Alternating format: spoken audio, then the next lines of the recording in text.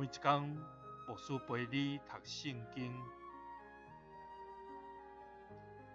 今仔是11月初4，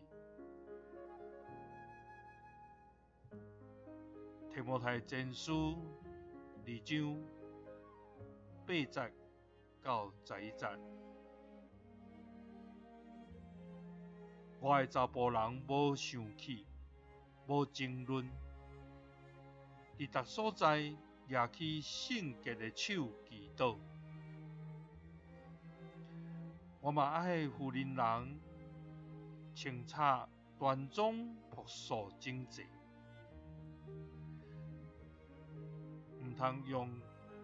奇形怪状的头毛型、金器、珠宝，也是珍贵的衫糟蹋家己，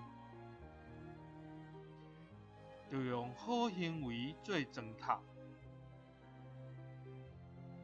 表示家己是敬畏上帝的妇人人。妇人人就点点学，用顺从的心，事事顺服。保罗勉励提摩太所牧养的教会，毋望当时的信徒，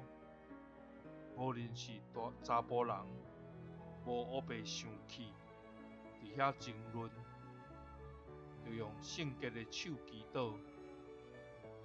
也爱妇人人清楚、端庄、朴素、整齐，毋是伫遐用奇形怪状来糟蹋家己，也毋是用这个衫来表示家己的尊贵，乃是着用好的行为来诚做糟蹋。伫今仔日，咱无论是查甫人、查某人，拢着用好的行为诚做咱的糟蹋，用敬虔的心来敬畏上帝，来服侍咱的主。求主帮助咱，互咱伫每一天的生活，会通遵行伊的旨意，会通照主欢喜咱所有的款式，来伫生活中间活出基督徒的香味。愿主使咱开力，照伊的心意来行。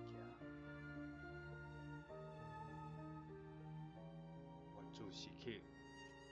甲你三角伫地，